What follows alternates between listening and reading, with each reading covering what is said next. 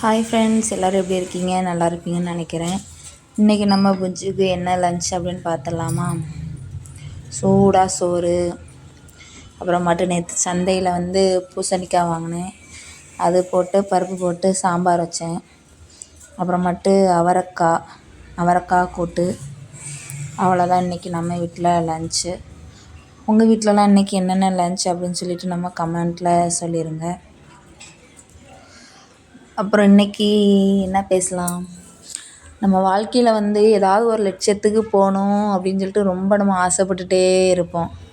ஆனால் அதை யாருக்கிட்டையாவது நம்ம சொல்லிட்டோம், அவ்வளோதான், பிடுங்கிக்கிட்டு போயிடும்.